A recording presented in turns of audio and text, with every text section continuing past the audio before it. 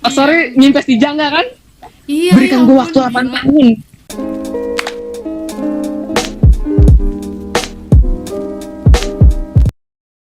Ya, nama gue Sani, biasa dipanggil Sacil. Gue berbisnis di bidang marketplace. Oh, di Hidup. marketplace. Oke, oke. Yo, iya. Produknya apa sih, Sil? Jadi kita cari produk-produk yang lagi booming tahun ini, terus kita jual sebagai dropshipper. Tapi sambil kuliah? Kagak, tahun Baru kemarin. lulus? Oh, Mm-mm. lulusan apa sih? Bisnis di kampus bisnis Umar Usman. Oke, oke. Jadi itu Ah. teman-teman itu sekilas perkenalan dari narasumber kita. Ih, formal banget ya, astagfirullah. Oke, aku bakal ngasih tahu konsep dari virtual collab kali ini. Jadi nanti bakal Oke. ada sesi yang namanya Which One Should We Do First. Sesi itu isinya tentang kira-kira nih kalau pemula mau ngelakuin sesuatu, mau bisnis gitu, mending ngelakuin ini dulu atau itu dulu, nanti ada pilihannya. Nah, sambil diselingi oleh 4 pertanyaan. Siap, laksanakan, bos. Oke, kita ke sesi 1. Sesi 1 Oke. dari Which One Should We Do First. Pertanyaannya adalah, bagi pemula yang awal bisnis dan punya modal terbatas, mending uangnya buat bayar ikut kelas online, kelas bisnis online, atau buat belajar bisnis otodidak? Mending mana? Kalau menurut gua sih ya, kalau menurut gua pertama yang pasti adalah lu harus cari dulu tuh, lu pengen fokusnya di bidang apa. Nah, setelah lu udah tahu cari fokus di bidang apa, terus lu kedua lu cari orang yang paling bagus di bidang itu. Contoh di marketplace. Nah, habis itu lu cari orang di bidang marketplace. Nah, habis itu lu kan buka-buka nih. Auto marketplace kan biasanya banyak tuh keluarnya. Nanti lu cek, lu cross-check tuh gurunya tuh, ini bener apa enggak nih. Lu cek kelasnya, lu cek apa ya segala macam. Biasanya orang-orang kayak gitu juga buka kelas. Nah, baru dari situ baru mulai investasi masuk kelasnya. Gitu, terjun langsung. Oh, jadi kalau bisa jangan belajar sendiri gitu. Itu mah jadi sampingan Iya. aja. Soalnya kan kalau menurut gue itu belajar itu kan harus ada porsinya, ngerti nggak? Pertama kita harus ini, kedua kita harus ini, ketiga harus ini. Kayak kita pengen belajar jalan kan, pertama kan kita harus ngerangkak dulu, baru bisa jalan. Gitu, nggak Jadi bisa ada langsung tahapnya. semuanya kita serap. Nah, biasanya yang ngasih step by stepnya itu ada di kelas-kelas online. Oh, gitu. Begitu. Pentingnya ikut kelas online tuh gitu ya. Jadi kita tahu tahap-tahap Betul. dari orang yang udah sukses. Tertata dengan rapi istilahnya. Ah, oke. Sekarang masuk ke sesi pertanyaan. Yang pertama itu pertanyaannya adalah, menurut ente penting gak sih nyari mentor? Kalau menurut gua sih nyari mentor tuh penting. Oh, penting. Penting banget, iya, penting banget. Jadi kalau kita salah satunya lagi down atau lagi apapun tuh kita bisa curhat, habis itu kita juga bisa diskusi juga. Bahkan yang gue lihat mentor juga bisa diajak sama gitu, bisa jadi investor gitu, karena mentor kan biasanya lebih tajir. Oh, Jadi disarankan mencari orang-orang yang tajir gitu. orang-orang yang tajir. Gitu. Karena di dalam kampus gue ada rumus kaya gitu. Ada rumus kaya. Rumus kaya pertama adalah jangan biarkan pikiran Anda itu berjarak dengan kekayaan. Asoy nggak tuh? Ah, oke. Caranya adalah yang pertama, ketika lu ngeliat ada orang kaya, lu jangan jijik sama orang kaya, tapi lu pikiran lu adalah gimana cara bisa berteman sama dia. Nggak boleh tuh kalau nanti ada orang kaya terus di dalam hati lu dalam hati lu ngomong orang kaya kayak duit halal aja sih. Lah, lu kan nggak tahu masalah duit dia. Itu urusan dia. Yang penting yang pertama, kalau lu pengen jadi kaya itu jangan biarkan ada sedikit pikiran lu itu berjarak dengan kekayaan. Ingat itu. Ingat. Oke. Jadi sebisa mungkin jadikan sahabat gitu. Betul. Teman. Biasa kan mentor kan yang lebih berpengalaman sama yang lebih kaya daripada kita. Makanya sekarang gue juga lagi mencoba perbaikan diri gitu. Kalau gue ngeliat orang kayak gue rasanya kayak pengen memperkenalkan diri saya, kurang bertemu dengan Anda, apa yang bisa saya bantu. Nah, makanya lu kalau kayak teman orang kaya hubungin gue ya. Oh, iya. Oke, kita ke pertanyaan kedua. Tadi kita udah dengar bahwa nyari mentor itu penting banget. Nah, sekarang prinsip ente Ciel dalam bisnis. Kalau menurut gue sih uang hanyalah uang. Jadi berapapun uang yang kita pegang itu nggak penting, nggak masalah. Tapi kalau pengen bagus itu, balik lagi harus jadi penjual yang jujur segala macam. Percaya bahwa jujur itu adalah investasi yang bagus. Oke, prinsip ente itu jujur ya kalau bisnis. Insya Allah saya jujur. Oh iya. Kan biasanya kan kita jualan terus ada banyak komplain-komplainan, terus kita terima komplain, terus kita retur, kita balikin lagi barangnya juga bisa gitu. Jadi ada kemudahan juga buat pelanggannya. Jadi pelanggan juga percaya nggak kabur sama kita. Oke. 2 pertanyaan lagi. Pertanyaan ketiga, pengalaman bisnis bareng partner gimana rasanya? Pengalaman bisnis bareng partner ya? Gua pernah bisnis bareng partner sih. Maksudnya sampai sekarang pun gue juga masih bisnis sama partner. Maksudnya semua orang yang kerja sama gue juga udah gue anggap partner gitu. Kalau menurut gue sih masukannya buat jalan bisnis sama partner itu lebih ke kayak apa ya, perjalanannya aja sih, pengalamannya aja kalau maksud gue. Karena pada ujung-ujungnya ya balik lagi. Kalau orang kan pergi sama datang kan itu hal yang biasa. Jadi ya harus mengikhlaskan. Yang harus lu syukurin adalah ketika semua itu udah berjalan sesuai, nggak harus sesuai apa yang lu mau, intinya udah berjalan. Terus nanti kalau ketemu lagi bisa share pengalaman begitu. Salahnya dulu gua berbisnis sama partner itu rata-rata gua tuh nggak puas sama kinerja mereka, jadi gua jatuhnya malah galak sama mereka gitu. Gua pernah sama partner ya ujungnya kayak gitu, terus ya begitu semuanya ninggalin gua, dan ya pembelajaran juga sih buat gua. Tapi ujungnya sekarang gua udah mengutuk pintu-pintu mereka untuk meminta maaf. Assalamualaikum, minta maaf. Gitu. Bisa aja nih ya tuh. Tapi serius baru-baru ini gue udah minta maaf sama partner gue, terus mulai jadi friend kayak biasanya lagi. Gitu. Tempat bangun bisnis, abis itu bisnisnya udah lumayan gede, terus ditinggalin semua partner. Jadi bisnisnya mulai dari nol lagi. Aduh, pusing juga. Sacil berarti ente sering ngerasain bisnis mulai dari nol terus. Wah, iya dong. Saya ngerasain dong. Karena nggak semua bisnis itu works. Gitu. Nggak selamanya apa yang kita pegang tuh jadi emas, nah. Kadang-kadang tuh perjalanan mau jadi emas tuh jadi tanah liat dulu apa malah kita megangnya tuh tai kucing gitu. Bisa-bisanya. Iya, serius. Tapi kayak gitu emang. Oh iya, jadi nggak langsung itu ya? Nggak langsung. Harus. Semuanya balik lagi. Semuanya perjalanan. Kagak ada yang lebih cepat, kagak ada yang lebih lambat. Yang paling tahu lu ya cuma diri lu. Gitu. Yang tahu di gua ya cuma gua. Oke.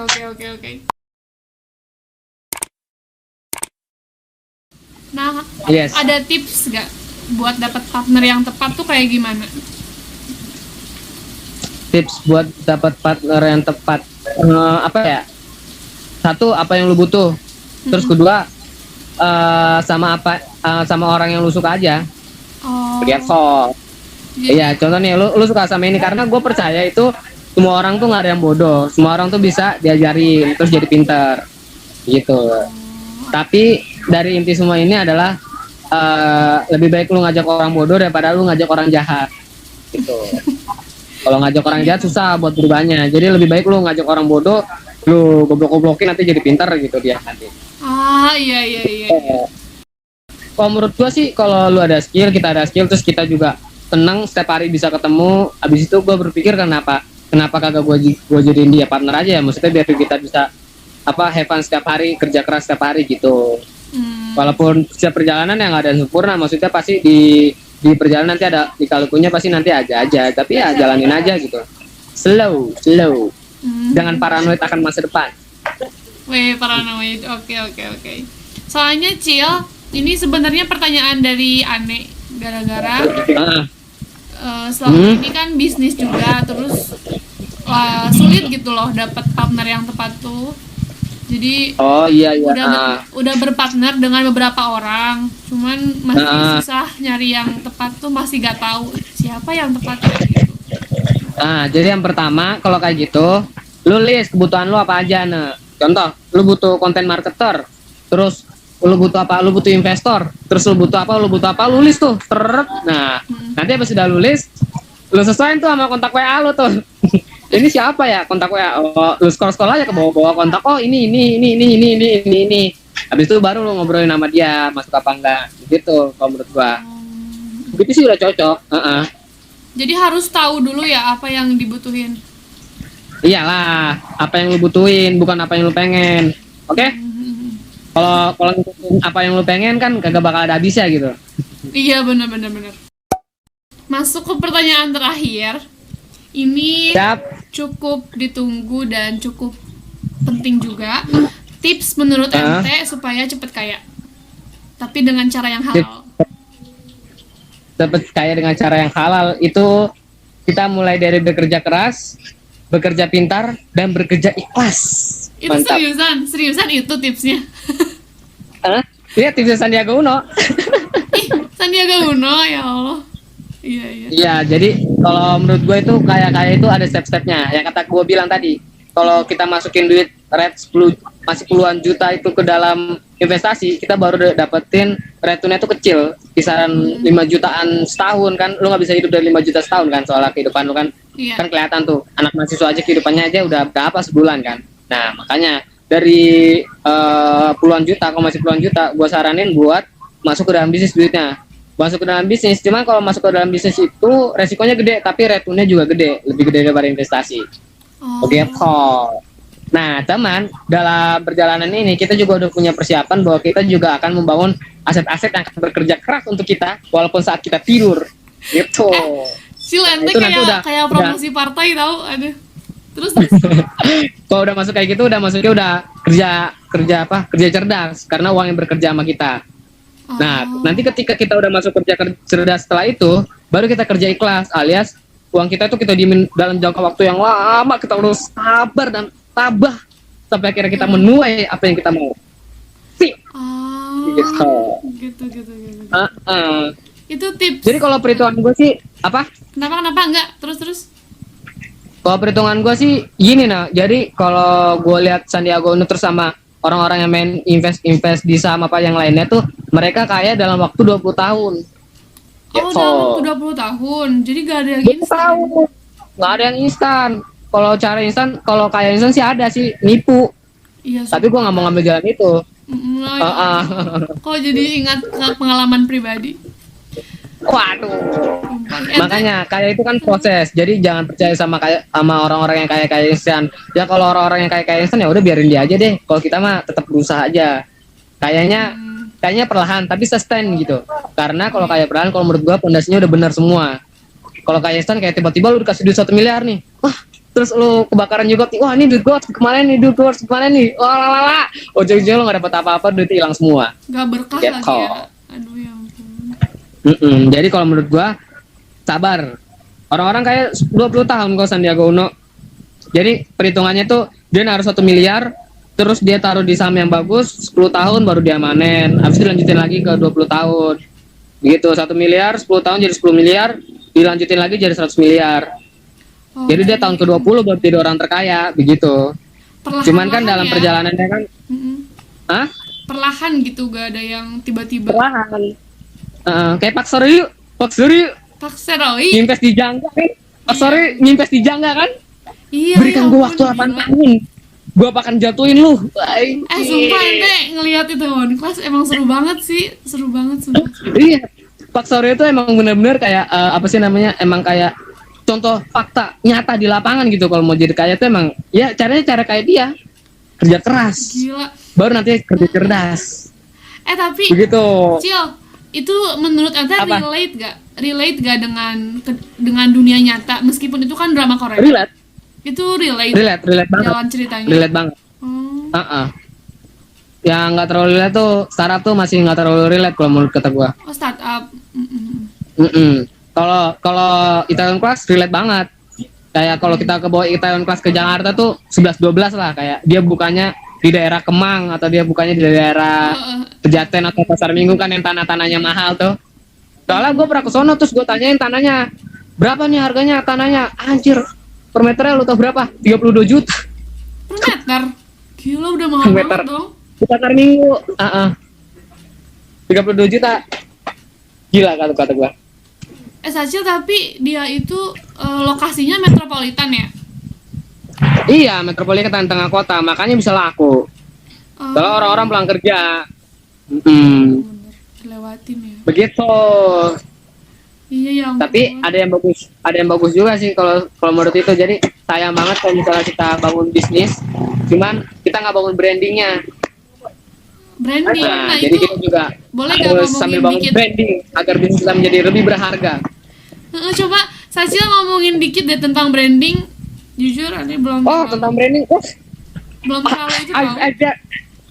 I, I very like it to expand what the meaning is branding, but Yo, gue bukan, tapi gue nggak terlalu expert di bidang branding gak ya. apa-apa, Jadi sharing yang aja. tahu gue aja ya, yang tahu gue aja. Jadi branding itu tentang cara kita menuturkan. Orang branding itu adalah orang yang pintar banget bercerita. Oh gitu. Lu tahu Steve Jobs? Iya, lu tahu Steve Jobs? Iya iya, udah meninggal ya. Menurut gua dia adalah the best talent. Kalau lu suruh Steve Jobs cerita, dia adalah orang yang pencerita yang paling gigih kalau menurut gua. Storyteller. Iya, storytellernya bagus banget ya. Oh Lu iya. bayangin aja. Jadi ketika dia habis ditendang dari perusahaannya Apple turun jatuh, habis itu dia masuk lagi, habis itu dia buat iklan. Iklannya itu kagak kagak ada sedikit pun produk Apple di dalamnya. Iklannya itu cuman ada Albert Einstein, habis itu ada banyak Charles Darwin, Thomas Alva Edison, habis itu dia cuma bilang kayak gini doang, apa namanya, kamu tahu orang-orang ini kan orang-orang yang berpikiran beda, orang-orang yang berpikiran gila daripada orang-orang pada masa itu. Tapi apa? Tapi mereka yang mengubah dunia. Terus sudah langsung lambang Apple indifferent. Habis itu penjualan itu meningkat sampai sekarang. Oh Dan jadi lu bayangin apa? cuma di akhir doang lambang Apple-nya. Iya. Pertama kali. Makanya itu langsung dari iklan itu sahamnya naik. Oh, Gila gitu. lu. Oh. Iya. Auto bertutur. Dia kagak ngasih tahu produknya. Oh, Gitu. cuman logo yang berbicara aja gitu. Apa? Cuman logo yang berbicara gitu. Bukan logo yang berbicara, jadi kualitas yang berbicara. Jadi kita Kualitas. pengen tahu kalau lu yang megang Apple itu adalah orang-orang yang berpikiran beda. Oke Coba. oke oke. Coba lu bayangin Baru dapat poinnya. citra orang megang. Coba lu bayangin dulu nih, citra orang yang megang Apple orang-orang kayak gimana? Iya. Penghasilan berapa? Orang kaya ya, terus Orang kaya. Apple kan HP-nya kan yang kemarin baru keluarnya 36 juta ya. iPhone 12 36 juta. Lu bayangin, orang yang bisa beli HP 36 juta, apakah ada orang UMR yang beli HP 36 juta? iya ampun. Gajinya sebulan 3,5 juta, berarti dia butuh 10 tahun buat beli itu. Benar. Paling yang make itu selebriti gitu kan ya. Betul, Ya, karena emang pasarnya marketnya udah nice market gitu, makanya itu Oh. hebat banget. Dan faktanya kalau Apple itu lambang Apple-nya dong sama merek Apple itu dijual buat lunasin utang Indonesia tuh bisa. Cuman merek Apple-nya doang ya, belum sama kantornya, belum sama semuanya fasilitas, cuman mereknya doang dijual ke Indonesia, itu bisa lunasin utang Indonesia. Lu bayangin. Oh. Jadi di masa digitalisasi seperti ini, yang terpenting adalah mengembangkan aset tangible aset. Tangible aset itu aset yang nggak terlihat.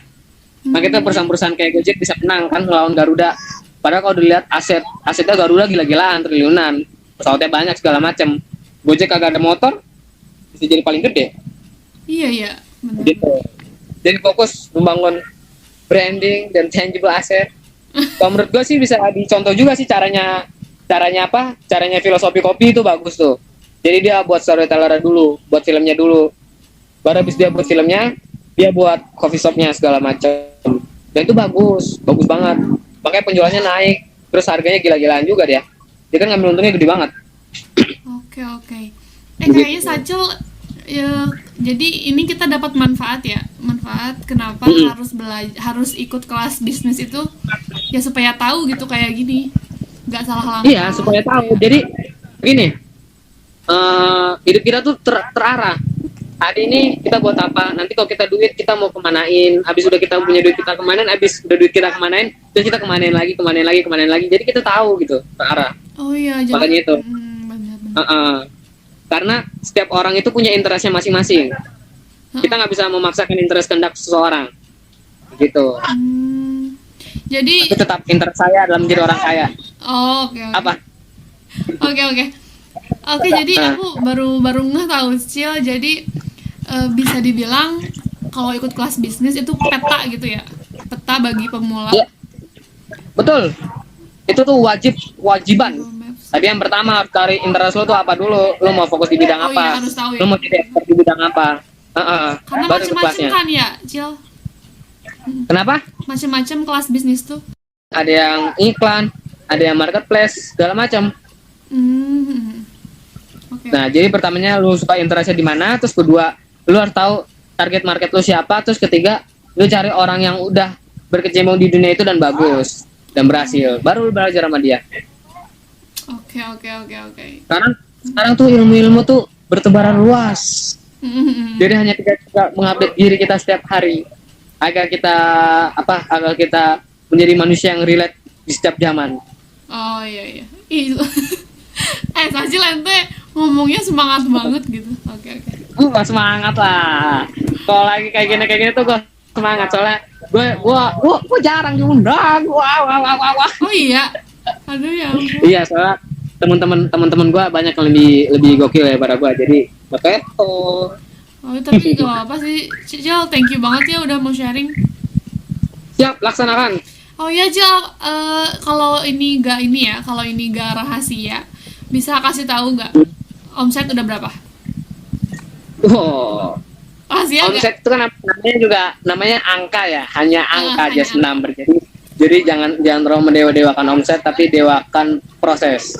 Oh, dewa Omset proses. sekarang gue udah sentuh di angka 1,2 M. Wow. Wow. Gue juga kaget. Gue juga jual di marketplace. Gue tuh dari modal 3 juta loh. Dari modal 3 juta. Modal 3 juta. Udah omset 1,2 M tuh gimana kan? Nggak nyampe kan di akal kan? Dalam waktu 6 bulan. Tapi itulah Internet of Things. Oh, Aset tangible yang 6 bulan. Oh my god. Iya 6 bulan. Mau setahun deh, baru mau setahun. Oh, baru mau setahun, lumayan. Baru mau setahun. Terus ente bisnis dari kapan? Bisnis yang ente geluti sekarang dari kapan?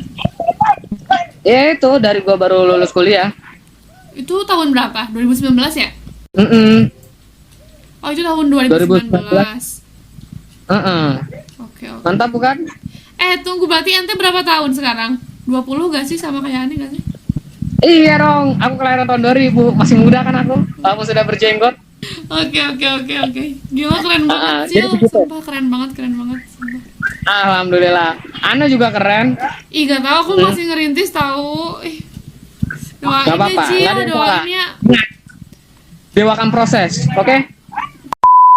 Oke, makasih banyak ya Cil udah ngasih beberapa ilmu yang amat sangat berguna tentang bisnis. Siap. Semoga bisa ngedukasi teman-teman semua juga. Makasih Siap. udah join di virtual collab pada hari ini. Wassalamualaikum warahmatullahi Siap. wabarakatuh.